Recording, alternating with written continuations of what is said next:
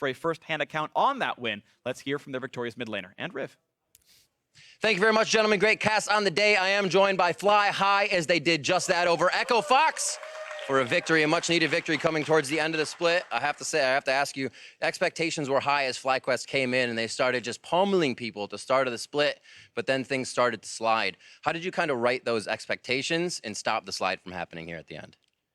Well, I don't know if we stopped it yet. We've lost like the last 5 weeks. So if we win tomorrow, then I can say we stopped it, but we were in a pretty big rut for a while. Like, the team just wasn't working well. We weren't getting good practice. And, you know, like, when you're in a hole, it takes a while to get out of, especially if you keep losing. The hole just keeps getting bigger and bigger and bigger. And we're still working on getting out of that hole, so.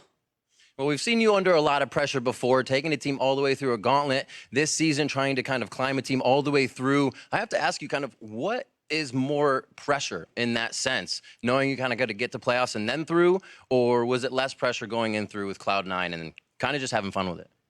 Well, for the gauntlet thing, I was a jungler, so I didn't have too high of expectations for that. It's not like I prided myself in being like one of the best junglers in NA, because I didn't. I barely played the role. But for like mid lane, I pride myself in thinking I'm at least in the top half, you know?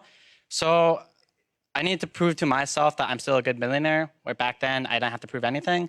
So the pressure now is definitely higher, and I have new teammates that some of them haven't been to like playoff finals or anything like that. And it'd be nice if we can get there, so.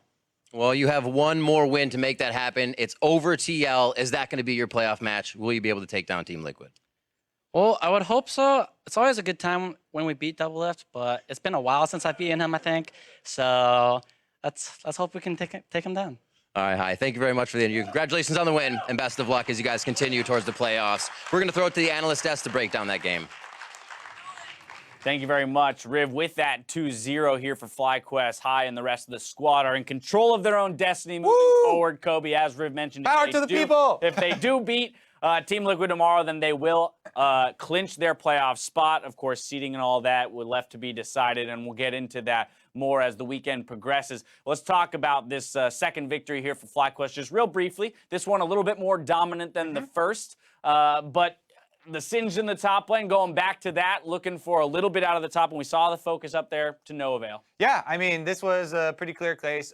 They had AKAADIAN on the rain guard, camping top side. You know, Looper was already pushing balls in on the Singe, and I do like how they were trying to capitalize off this. There's a couple good plays where Looper uses his pressure, then also, you know, mirrors down bottom lane and, you know, covers for a lot of scenarios. However, Moon, you know, he's ganking mid to take pressure off of High, and then he's also ganking and burning summoner spells on the bottom side, where they're also able to you know, capitalize on, and that, you know, sets them up for some good mid-game team fighting where they're not actually behind this time around. ALTEC actually has a lot of minions as well as some kills. Right, so let's look at the breaking point. 20 minutes in, 3-0 in favor of FlyQuest. A lot of it just coming off of a beautiful CC chain in reaction to the Echo Fox engage. Exactly. They talked about it a little bit. LEMONNATION is able to get that polymorph. Singe is one of the, you know, more risky guys to try and do an engage with, because you have to actually do the footwork and run straight at them. But honestly, my favorite part about that fight was the crowd control layering that FlyQuest were able to do after that. There was a very good Lulu knockup into Shockwave, into double taunt, and all three of them really combined to take those two players out of the team fight, where they just ran them down afterwards. And if I'm FlyQuest, I'm looking at this gold graph and I'm going, oh, thank God, guys. We got one where it's mostly trending in our favor the entire time.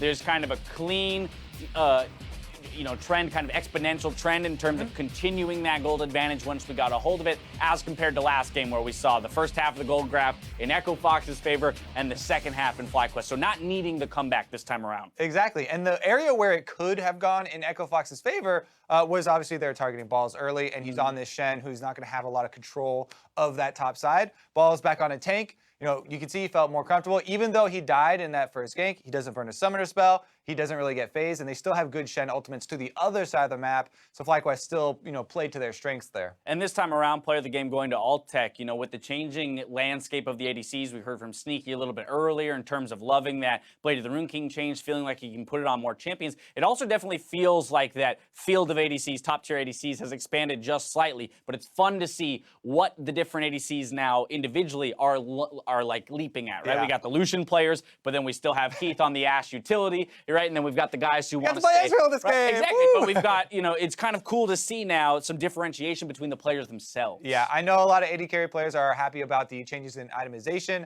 the new viability of different champions, but also, importantly in this game, yeah, ALTEC gets his player of the game. There's a Lulu buffing him up. There's a Shen ultimate coming in on him. A lot of stuff to save him, and I'm sure he appreciated that. What we saw there at the end, kind of Echo Fox's last-ditch effort in the bot lane to make that, the Rengar leap out of the bush, almost got ALTEC, and then with, again, as you mentioned, the Lulu wild growth and whatnot, the Shen ult coming in, barely keeping him alive and being able to roll towards the victory. But, ladies and gentlemen, with one more day of games in the books, let's go ahead and take a look at the standings. Off the back of their victory today, Cloud9 hold on to second place, while FlyQuest jumps to fifth place with their win today, leaving Team Dignitas in sixth going before their match on Sunday. Now, the race for our last 3 playoff spots continue with our matches tomorrow. Coverage kicks off with Immortals versus Counterlogic Gaming.